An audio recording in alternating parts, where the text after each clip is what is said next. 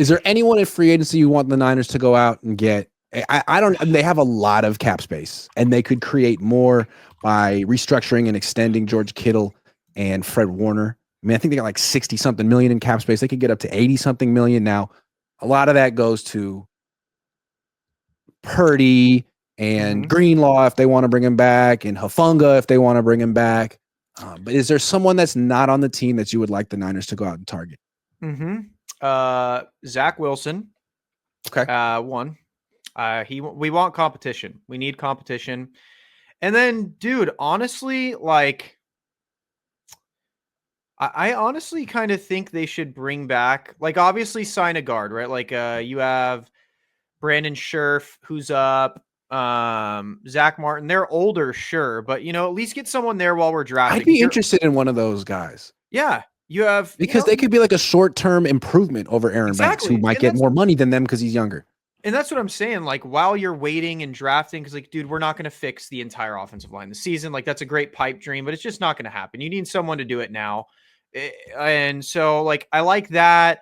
I also think they should take another look at Chase Young, man. Like, sure, I know he's famous for quote unquote being lazy, but he played decent for us. He played pretty good for us. He had his moments where you're like, dude, but was he worse than what we got now? No. Like, in my opinion, just no. So yeah, I think look for a guard, look for, Justin Reed's a free agent. We could use the safety help. They do need a safety if they don't bring back Hufanga. Yeah. They're going to need a corner, though, because Yadam's a free agent, and there's a lot of corners. a free agent, and Ward's a free agent. So they'll have Renardo Green and Diamador Lenore as their starters, but they're going to need a number 3 corner. And so they'll sign one and draft one. We got Carlton Davis, who's a free agent. Mooney, I think they should let him go, right? Like, he obviously seems very depressed. He pretty much said, like, he doesn't want to play here anymore with all due Hearts respect. out to Mooney, man. Yeah, of course. Love him. So have a good one. You got Carlton Davis, you got DJ Reed, you got Jonathan Jones, who's older, but again, could help in the meantime. You got Byron Murphy. There are options, like, if you want to go really old, you got Stephon Gilmore, but I wouldn't go that old. But you got like a Carlton Davis, you got Jonathan. What about just give Darrell Luter Jr. a chance? Why not? I mean, they never gave Sam Womack a chance. He ended up being good. I'd like to see what Darrell Luter Jr. can do. Shaquille Griffin, but they can't just put all their eggs in that basket. Shaquille Griffin's a free agent. He could be pretty cheap.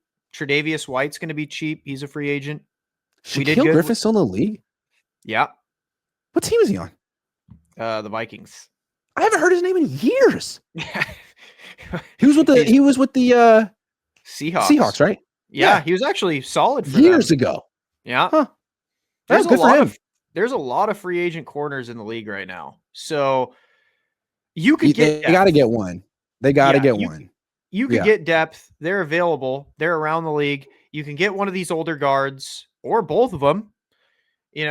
You can, like, Ryan Kelly's available too from the Colts at center.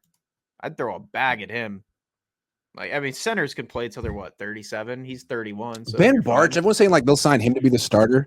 Man, he played 2 games this year and got hurt. Jesus Christ. Can we not do this again? He's had injury issues in his career. You can't just say that you can plug him in at left guard and he'll play 17 games.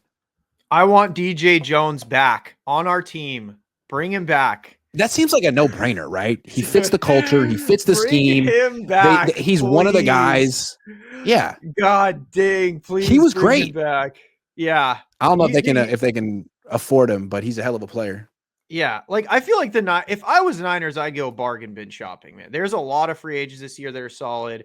I would spend a little cash. We have a lot of cap. I would identify, this is what I'd do if I was them, right? I'd make a plan. What should we attack in free agency that we don't think we can get in the draft, right? Like, say they're targeting Will Johnson. Okay, let's target a low-level corner just to back them up. Because between Will Johnson, Renardo Green, Demo, I think your secondary is insane.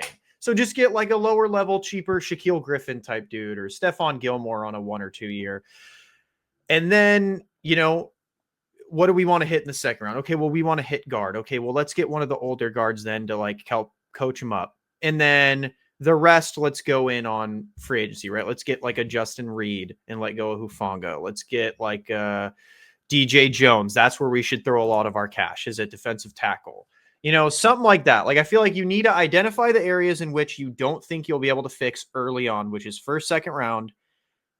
And that's what you need to attack with all of your money, and then bargain bin what you're planning on attacking in the draft. Like, definitely. But my biggest ones would be DJ Jones, and then Scherf or Zach Martin, or however you pronounce it, and Ryan Kelly. I want to figure out who's going to be this year's Isaac Yiadom. They could re-sign Yiadom. I don't know how much they could just bring back Yiadom. They could. Possible. I mean, it could be one of the Steelers' 3 or 4 corners they're letting go. Yeah, it'll be someone. It'll be someone, or it could be Shaquille Griffin. So. It's true. Gabe Owner says, I think they should find a tight end fullback hybrid. Well, there's one more guy who could be best player available in round 1. What about Tyler Warren from Penn State?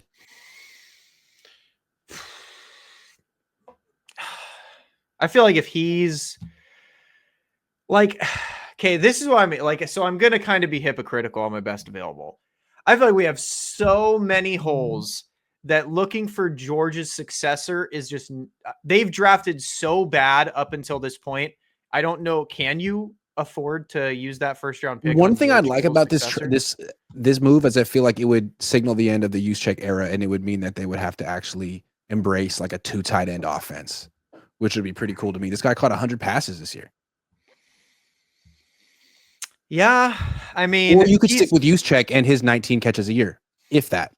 I do think he's good, but like, okay, in my opinion, is it that scary to wait until the second round to get like a Gunnar Helm or a Mason Taylor?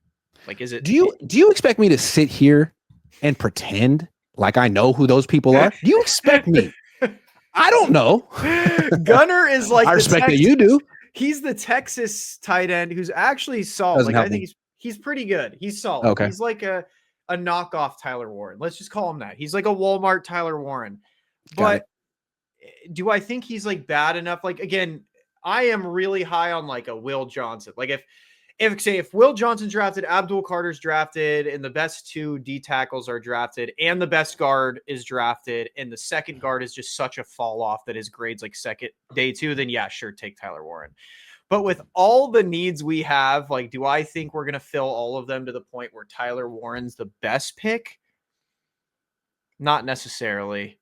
Would I be mad at Tyler Warren? No, I wouldn't be mad. Like, I would be like, okay, they're looking forward. Him and George are going to go crazy together.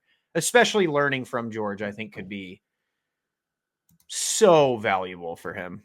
Like, could you imagine being able to, like, 6'6", 260? Who's the best tight end that was drafted in round 1? I'm trying to think. Because every year there's like, Vernon was good, but he didn't really even live up to the hype. I feel like tight ends that are taken in round 1 often don't live up to the hype. Kyle Pitts didn't live up to the hype. Brock Bowers. That dude's insane.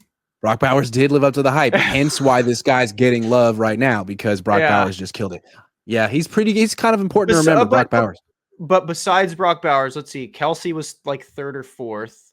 Kittle was late.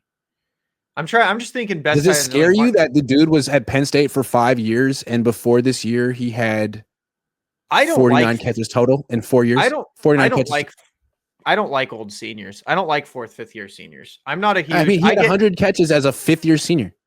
I get why Kyle likes him, like, the experience, the learning, and the bravado.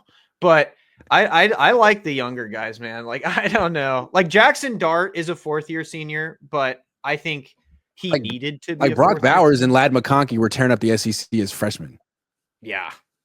That's because Brock Bowers was balding at 18. So he got his testosterone flowing fast. What I don't understand about Brock Bowers is he literally grew up in Napa, and then he went and played 4 years of college at Georgia, and now he speaks with a freaking thick Southern accent. Like, what are you talking about, Brock?